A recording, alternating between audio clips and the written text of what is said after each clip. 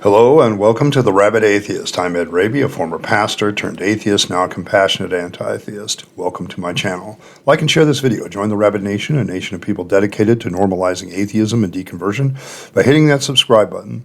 And if you want to support the channel in a more tangible way, hit the join button, and your membership options that lead to citizenship in the Rabyd Nation will be presented to you. Today I want to continue on looking at Jim Palmer's 14 points of looking at how the religious establishment has certain things that it doesn't want you to know. Jim Palmer is a former megachurch pastor who is now deconverted, and so he offered up 14 points a little while ago, a month or two ago, about these are things that the religious establishment doesn't want you to really know and understand. And today we're looking at point 3, where he says, we hold sacred what we are taught to hold sacred, which is why what is sacred in one community is not sacred in another. There's a lot to unpack here, starting with the word sacred. Sacred can be defined as a connection with God or gods, or dedicated to a religious purpose, and so deserving of veneration. What Palmer is telling people is that we are taught this by the people around us, and because that varies from person to person, institution to institution, it's going to be very diverse, have a difference of opinion. What is sacred to one group of people is not sacred to another. What is sacred to one religion isn't sacred to another. Even within a certain religion, certain denominations and people groups will have certain things that are sacred that others do not. And so what he's really pointing out is, first of all, that we are taught these things. We are taught the things that are connected to divinity or the gods. We are taught what is dedicated to religious purposes and what we should give veneration. We are taught to venerate in the first place, to give value to something without even considering its actual value. All of this is taught to us, often at a young age, many times with no rational explanations offered. To a lot of us, we now look back at some of the stuff that we were taught as indoctrination, because we were taught it when we were young. And sometimes people learn some of this stuff as old, but it's their own enthusiasm for the subject that often gets them to believe. So what all of us were when we were of the faith is we were acting on things that we were taught, not what God or the gods revealed to us. There was no actually divine revelation when you really look at it to any one of us individually. What we were taught is what human beings taught us. I did not, for instance, come to the conclusion that the Bible was the Word of God back then. I was simply taught it by other people, and it simply was told to accept it because it was sacred, because others told me that it was so, that God existed, Jesus died for my sins. All of it was simply people teaching me these things, and that I should venerate them, respect them, or hold them as unassailable, kind of presuppose them as a presuppositionalist would. All of it without lacking a lick of rational consideration. Later on, for all of us deconverting, we came to the realization in one way or another that this was true. When we were put up with what we put up with, what we dealt with, what we believed, what we held sacred, was all taught to us. And we all eventually came into this point of dealing with reality, reason, or skepticism. We discovered flaws in what we were taught. In fact, the variation of what people held sacred became evident against the idea of revelation, or any kind of divine revelation, or any other kind of revelation. If God is God, he should be able to communicate so clearly that no one misunderstands what he is saying, and it would be very clear what he is saying to the point there wouldn't be any kind of diversity. One of the great evidences against the existence of God is how many different viewpoints there are on him, and that these viewpoints often contradict each other or at odds with each other. It is the diversity of what we are taught that actually indicates this is a very real human origin story of what we were taught to behold sacred and venerate, and not of any kind of divine origin. Every religious institution is just repeating what others taught, nothing more. No revelation from God, just long-standing human traditions. And on top of all this, that is why things are so varied. So as a people moving on from religion, what exactly do we do to kind of get over this? Well, in a lot of ways, our deconversion is the getting over it, okay? We begin to acknowledge things that are wrong, and we begin to examine them in the light of reason, skepticism. Can this truth be tested? Is this something that conforms to reality? Does it have predictable results? Can it be adjudicated by predictive power? No. And so we began to, our whole deconversion process has basically been sealing behind this particular part of the curtain. Now, we do have to a few things to acknowledge that culturally, some of this stuff will always be a part of us. If you're like me and you live in the United States, there is a cultural Christian vibe to the U.S. that affects how we look at things. Our idioms and some of the things we think on are true as guided by this. And it takes some time to get over the cultural aspects. If your certain culture is steeped in a certain religious tradition or you're taught to venerate certain religious ideas as a culture.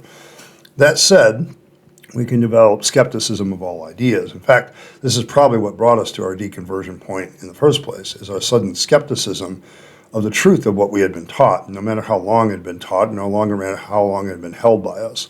The ability to question any idea or thought is the heart of skepticism, and the start of getting over any idea of sacred. Realizing nothing is sacred is the first step. Unless one can question everything. Nothing is connected to the God or gods. Nothing is worthy of blind veneration. In my own walking away from faith, I still encounter ideas that do this every single day. The ideas are often part of some religious establishment, a God concept, or simply an idea that I'm supposed to just accept as true. It invites a more immediate skepticism these days. And that is a good sign for everyone that they are getting over their former faith or religion. The religious establishment does go to great lengths to make sure that this connection between God's religion, and the fact that people are just taught these things by other people is never seen. The whole idea of indoctrination is the idea that we're supposed to just accept these certain things without skepticism. That there is no proven revelation of God or any divine in any of it is something that they want to hide behind the curtain. Of all the things talked about by Jim Palmer, this is the real action of pulling back the curtain, the actual grabbing a hold of the edge of it and pulling it back to see, no, this isn't sacred, this isn't God, this isn't divine, there's some human being behind the controls that is telling me all these things. Then you begin to realize that there is nothing sacred.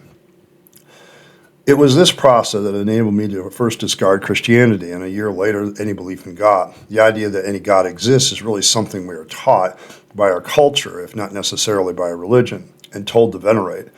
But in the end, it is no better than any other overall human thought that we were taught and passed along. It's, deism in and of itself is its own very light religion with certain thoughts that are kept alive by people and taught to others. Living without considering anything sacred has been both liberating and much more efficient. I'm not wasting my time, money, or resources on things that when analyzed don't actually exist or don't actually have any value. I am not a slave to any idea simply because it's deemed sacred. Every idea can be questioned, and its value is not determined on whether it's simply venerated because I was told to do so, but rather I analyze those things in the light of reason, in the light of rationality, in the light of whether or not it can conform to reality, and can I use it to predict things that are going to happen? Is there testable, repeatable results? Is there some sort of evidence for its existence? And once you get to that point, now nothing is sacred anymore. And it's a long journey and a long step, but this really, to me, speaking more off the cuff, this is really the idea of what deconversion is all about. It's the realization of nothing being sacred. It's the realization that we were taught to venerate things that when looked at in any rational way, they just don't exist. But we're taught to venerate them by people that we trust and we love. And that's really the real sticking point to a lot of this stuff. So I'm, as always, interested in your thoughts on this. This is more of a discussion starter. Your journey, was your journey. So what points did you actually pull back the curtain and realize there was a human being at the controls? It wasn't the great and powerful Oz.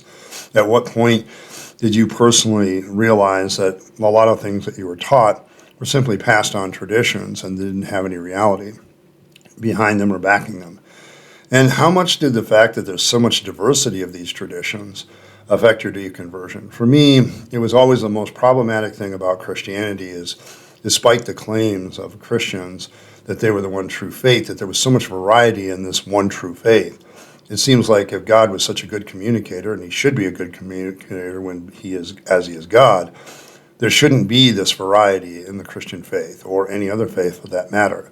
It should be so crystal clear what God wants that nobody should be able to argue with it. But that's not the case. And so we end up taking this journey a lot because of simply pulling back this curtain. And so the question is, what points and what things helped you deconvert? What veneration did you get over to get over this stuff?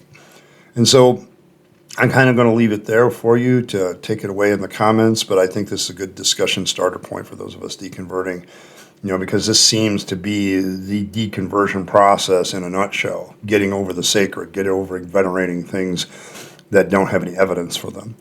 That is the deconversion process for a lot of us. So I'd be interested in hearing your stories. Well, thanks for every like and share. I appreciate everybody coming by. I just want to give a shout out to my members, to my citizens and Rabyd citizens. Thank you very much for support of this channel. Appreciate it very much. And if you want to join them, just hit that join button and your membership options that lead to citizenship in the Rabyd Nation will be presented to you. I appreciate all this thanks, super thanks, and all the stuff. Thank you. Lately, it's been a little bit better. Thank you very much. I appreciate all that, and I want to acknowledge those people. Thank you. And as always, live your best life. You only get one go around, and then it's over. And you don't want to be wasting all your time, money, and energy on things that you were taught to say were sacred and venerate them when they actually have really no value. Instead, what you want to do is you want to give these things to yourself, to the people you love and care for, and to make this a better world. You'll be happier if you do. I speak from experience. And as always, thanks for stopping by, and I'll catch you next time.